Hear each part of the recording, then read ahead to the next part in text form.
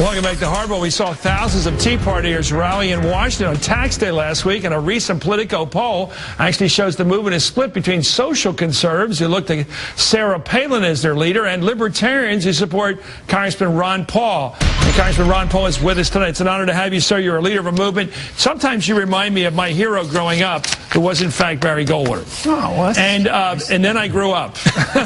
Oh, and I began to see the complications of life, like people get old and they don't have a lot of ability to save money, so they need Social Security. And we need a civil rights bill, even if it was done under the Interstate Commerce Clause, and it may have been a fiddle there. But the fact is, it isn't always as clear and simple as libertarian philosophy argues. But you have stuck to your position. You are a libertarian at your age. You still believe way less government is way better. But aren't we on the verge of proving our point? Social Security sounds good, but it's broke. And even if they take care of sending out the checks, eventually the checks won't buy anything because we'll just print the money. So I think our point has been proven. That's what this whole movement's about. That's what the Tea Party movement's about. Okay, let me give you the failure of government is everywhere around us. Well, what about let's just take the most thing. I used to argue this with my dad, who was sort of middle-of-the-road Republican. I'd try to take your position. And he would say, yeah, but some people just don't save money. Maybe they don't have the discipline. Maybe they don't have the financial ability. They live paycheck to paycheck. All of a sudden, they're 65. They don't have any money. And in the old days, you'd move in with your kids. And in modern society, the kids have already moved to the suburbs. You're in the old neighborhood. It doesn't work. That's why the government felt it needed to have some kind of safety net for retired people. You still don't think we need Social Security? This is pretty fundamental. There's a moral issue there as well. The person that didn't save and spent their money and had no money when they were 65, why does that give them a moral right to take it from the person who was frugal and saved? Because you forced them to pay in the payroll tax. What if you didn't force them? That's the problem my father would say. Okay, so what do you do with those people? If you don't have a Social Security system, what do you do? Well, you're going to be a lot better off than a Social Security system where everybody's dependent and it goes totally bankrupt and you have a whole society broke. That's what the problem will be. Nobody's going to get Would we be better getting rid of Social Security?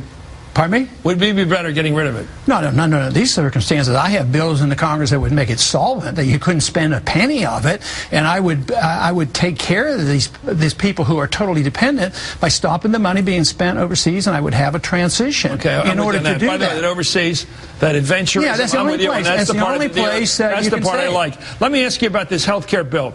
It always seems to me when people say, I don't want a helmet, fine, ride without a helmet. But when you get picked up on the highway and you're all messed up and the ambulance gets there and the rescue squad gets there 10 minutes later, you're taken care of. Somebody takes you to the best hospital, the closest hospital, gives you the best treatment they can give you. So society does look out for its individual members. It does.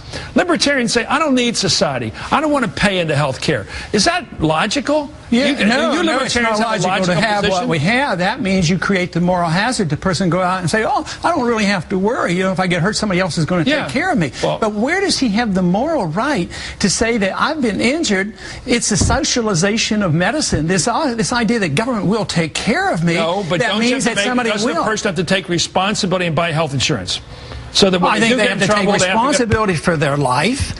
If they injure themselves, if they're stupid, we can't protect people against themselves. No, but when you get a stroke or you have a heart attack or you have something goes wrong with you at the workplace and somebody has to look out for you, isn't it better that society says, no, wait a minute, while you're young and healthy, kick into health care like this new plan requires so that when something goes wrong, you've already begun to contribute. See, I think where we disagree is you use the word society rather carelessly. Society, who's society? Society is just everybody, but there's only a few people who are over in the Congress someplace dictating who society is and who pays, who gets bailed out, who doesn't. And under a society where people are responsible for themselves, they have to suffer the consequences. If they don't take care of themselves, they have to depend on charity, their friends or their neighbors, their churches. But you would have a lot fewer people. Now we're going to have a whole society. I mean, now we have 21% of the people that are underemployed because of this false illusion about Keynesian economics that this is going to work. There's going to be nobody else to bail them out. So society isn't going to be there because society is broke. So the president should not have pushed a big spending bill in the face of the big looming second Great Depression. Oh, that was horrible. It was exactly the opposite thing. He should have cut spending and put the money. That's what Hoover did. What? Cut spending. No, he didn't. Hoover was every bit as bad as Roosevelt. Roosevelt just continued the Hoover program. Okay, you want to go back to Coolidge? Huh? You want to go back to Coolidge? Well, you love Coolidge. How about you guys love Coolidge? No, no. How about Thomas Jefferson? How about a few people like that believe in freedom and free market? Let's take a look at this at the Tea Party movement. That you, in a way, you and Barry Goldwater are going back. People who believe there's too much government, too much Big Brother. I understand the impulse. Some people in the Tea Party movement don't exactly go along with that. They're more for Palin. They love, outlaw abortion, a lot of other issues. They're very concerned. They don't like same-sex.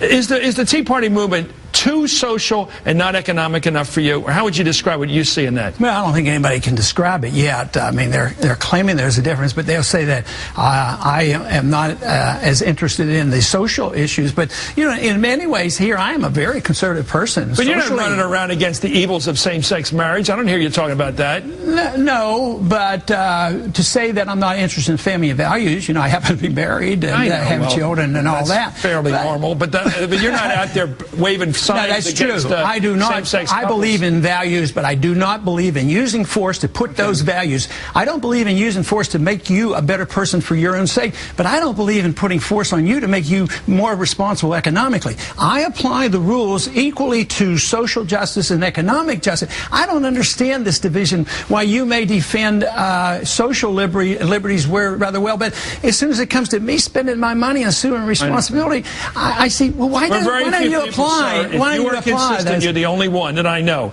Because most people who say that they're libertarians always come back in and say, yeah, but no same-sex marriage and let's outlaw abortion. See, I think the consistent position is the government shouldn't be involved in marriage. I mean, why should we have this argument? Well, that's what Barry Goldwater might say today. It's up to anybody's opinion. Do you think the average Tea Party person takes that view? Yeah, and probably not. Yeah. But I think everybody should be able to define it. I have my definition of marriage, but I don't have a right to impose my views on others. But nobody has a right to impose their views on me. What do you make of the ugly part of the movement? And I don't think you have anything to do with it, but when I look at these signs, they've got Hitler mustaches on this guy, the President of the United States. They do crazy colors on his face to play around with his ethnic background. They look at this stuff. They got hammer and sickle. All this stuff is really kind of nasty, edgy. I hate the guy, rather than I have a different philosophy than this guy. He got elected president legitimately. I disagree with him. What's all this delegitimization? He's not really our president. He wasn't really born here. What is all this about? I think that might be distortion. I've never seen that on Fox, But you got to look around a little bit. But no, I think it's most people are aware that this is part of the movement. Yeah, I think it's very small, and I think it's ugly. O'Reilly is becoming almost moving to the center compared to some of those guys. I mean, he knows it's going on. But they've done some detailed polling of these people, and these are well-educated people, and most people, probably 99% of the people don't carry ugly signs up. Where the signs are outside agitators? Maybe the left did. I think it's somebody from New York who's a liberal. Maybe somebody can out there. Oh yeah, you're kidding me. You are kidding me. Yeah, probably. Okay, well, yeah, just I try to needle. Okay, where are you going? Rand Paul, I know this guy. He's your kid, your son. He might pull an upset and win the Senate seat from Kentucky. Yeah. Looks good. It looks good for him? It looks very good. And who are you guys? But you guys have become the bandwagon. You've got now, who's backing your son now? Isn't it Mitt Romney's backing him? I don't think so. Not yet? No, but Bunning did. And Bunning is the conservative independent. He was not... He didn't fall into the trap of being part of the establishment. He's anti-establishment. He's with the grassroots and the Tea Party people and the people who like individual liberties and free markets and sound money. I mean, they're all for that. You guys can win. You can win in Florida with Marco Rubio. You can win in Kentucky. You can win around the country. There's a revolution going on, Chris. Are you the leader? You're checking up on us. Are you the leader? No, I'm not a leader. I don't think there is any one leader. Do you think she could be president? By her abilities? Oh, sure. Just look at the past history. I mean, almost anybody can become president. No, you're just not saying anything. You're not even saying anything. When you say anybody can be president, you're saying there's no standards. Well, it's a complicated job. That's right. But I would say that on both Republican and Democratic side, people rise to the occasion. All of a sudden, they have good advisors. I love it. A Harry Truman romantic here. Thank you. Yeah, good. Congressman Ron Paul. Good to see you.